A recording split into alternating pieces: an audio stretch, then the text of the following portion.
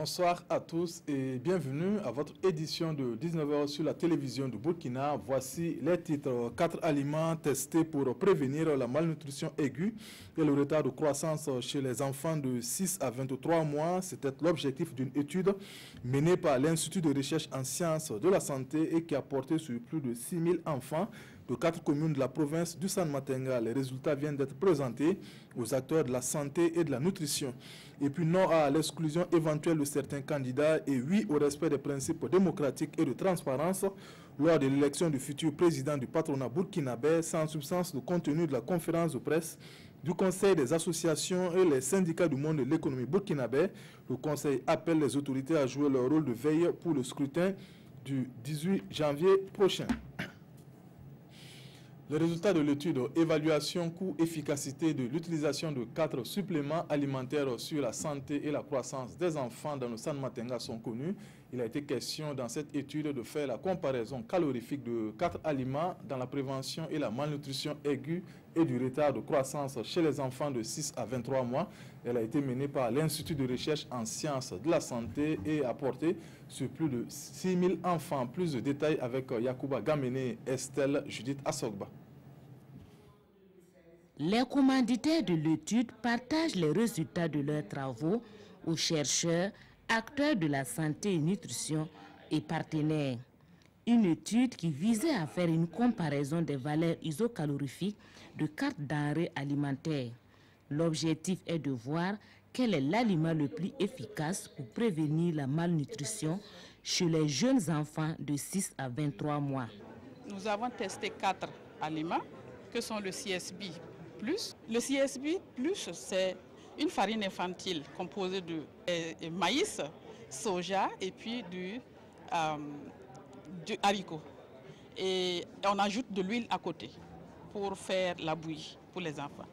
Le CSB 14 et RUSF qui est une formulation d'aliments basés sur des lipides et le SC+, qui est connu sur le terrain également. Nos conclusions disent que le CSB+ demeure encore mieux coût-efficace par rapport aux autres formulations dans le cadre de la prévention de la malnutrition du jeune enfant. Selon les résultats de l'enquête nutritionnelle nationale de 2016, 7,6% des enfants de moins de 5 ans souffrent de malnutrition aiguë et 27,3% de retard de croissance.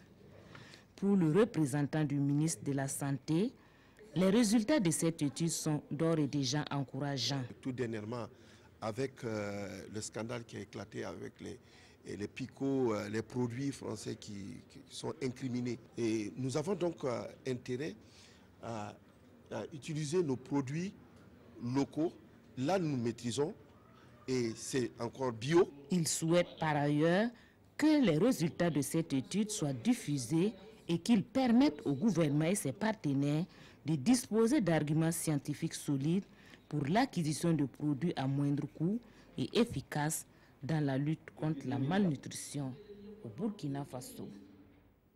Lancée depuis le 16 décembre dernier par le ministre en charge de l'agriculture, la campagne agricole sèche bat son plein. Elle occupe les producteurs dans la région du sud-ouest qui s'adonnent à la culture du maïs, du manioc et autres légumes. Une de nos équipes s'est rendue à Djikando sur les bords du fleuve Puni pour constater le déroulement de cette campagne. C'est le dossier de cette édition signé Ignace Bado et Isiaka Nana.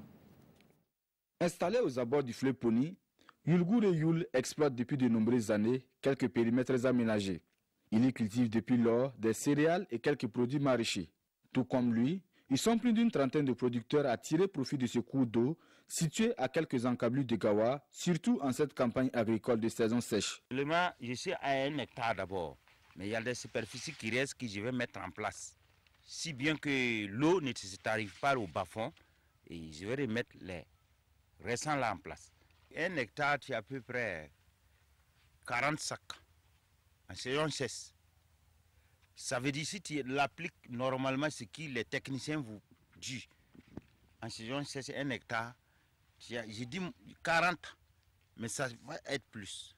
C'est vrai que souvent on n'arrive pas à tout calculer, nos charges et nos revenus, mais néanmoins on pense que bon, comme souvent on gagne à manger, et de temps en temps on peut vendre 1 ou 2 sacs bon, peut-être on pense qu'on a un peu gagné.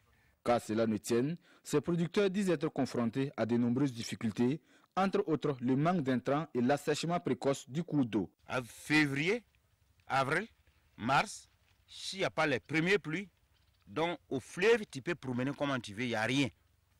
Même si tu as mis 10 hectares, tu n'as rien. Donc, ce qui fait qu'on met beaucoup de réserves parce que si on élargit trop nos productions et que bon, l'eau manque, la perte est énorme. Voilà, c'est vraiment l'eau n'est pas pérenne. Une situation qui les oblige à recourir à des solutions de fortune avec l'espoir que l'État viendra un jour à leur secours. Chaque année, à partir de septembre, on fait ça pour pouvoir recalmer l'eau là.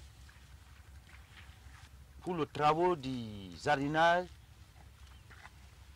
et les éleveurs, totalement pour tout le monde. S'il n'y a pas ça à l'air que nous sommes arrêtés ici pour dire une vérité, l'eau coule. Vraiment, s'ils peuvent nous aider pour l'eau, vraiment, ça va vraiment nous aider. Parce que ne serait-ce que faire un bouli qui va vraiment nous aider à faire la production en saison sèche. Voilà, c'est vraiment un cri de cœur. Un cri de cœur qui semble être entendu par les premiers responsables en charge de l'agriculture dans le sud-ouest. Il y a de bonnes perspectives pour la réalisation d'un seul d'épandage à Gikando pour pouvoir résoudre le problème de soit peu. Voilà, réduire le problème, je ne peux pas parler de résolution totale, parce que quand il y a un point d'eau, il y a plus de personnes qui exploitent et c'est prévu en tout cas pour l'année 2018 avec le ministère. Ça va vraiment apporter un ouf de soulagement aux différentes populations. Et pour cette campagne agricole sèche, il est prévu également l'aménagement de plus de 10 hectares de maïs et de 15 hectares de riz à Bapla dans la province de la Bougriba, foi du directeur régional de l'agriculture et des aménagements hydrauliques du sud-ouest.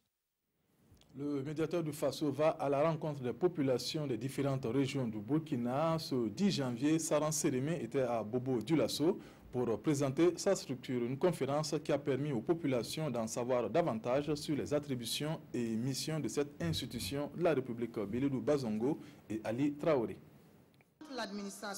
Le médiateur du Faso face aux populations de la cité de Sia, Saran Sérémé, est venu présenter l'institution qu'elle dirige désormais. Elle invite ainsi les Bobolais à lui faire recours en cas de nécessité.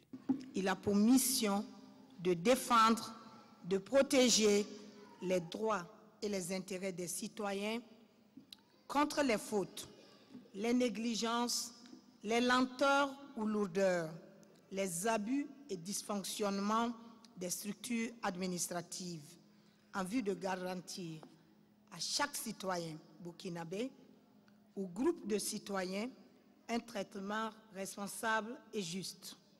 Ce rôle d'interface entre l'administration publique et les citoyens que joue le médiateur du Faso était méconnu du grand public.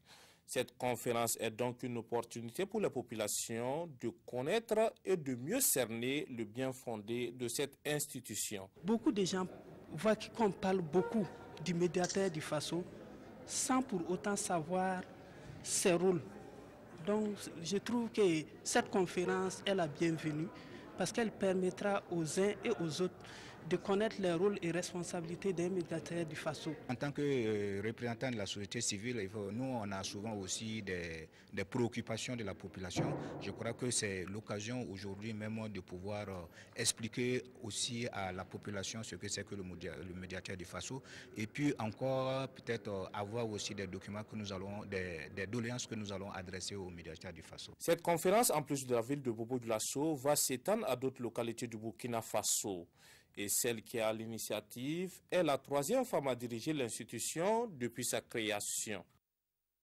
Le Conseil des associations et les syndicats du monde de l'économie burkinabé a tenu une conférence de presse à Ouagadougou. Elle a porté sur l'élection du futur président du patronat burkinabé. Cette structure s'insurge contre l'exclusion éventuelle de certains candidats et interpelle les autorités à veiller pour le respect des principes démocratiques et de transparence lors du scrutin du 18 janvier prochain. Amadou Ilboudo, Maïmouna Traoré. Le Conseil des associations et syndicats du monde de l'économie formelle et informelle soutient la candidature d'Apollinaire Compaoré à la tête du patronat burkinabé. Pour son président, face aux nombreuses difficultés rencontrées par les acteurs du monde économique, Apollinaire Compaoré est la solution. Quand on désire quelqu'un pour le patronat, il faut chercher quelqu'un qui est dynamite et qui connaît ce que veut dire du commerce. Voilà pourquoi nous se sommes réunis aujourd'hui pour décider, parce que nous voulons que M. Apollinaire Compaoré vienne en première position. Pour des élections démocratiques, le Conseil demande l'implication des plus hautes autorités du Burkina Faso. Nous voulons faire savoir à notre président, Roch-Marc Christian Kaboré, de mettre sa main dedans, parce qu'il n'y a pas trop de débat sur ça. Parce que nous avons vu que c'est le seul qui peut gouverner bien au niveau de notre commerce. L'élection du président du patronat burkinabé est prévue pour se dérouler le 18 janvier prochain. Et Apollinaire Compaoré a comme challenger élu Justin Ouedraogo du groupe Semafo. C'est la fin de cette édition. Merci de nous avoir suivis. Le 20h, c'est avec Fousseni Kindo. Bonne suite de programme sur la RTB. Bonsoir.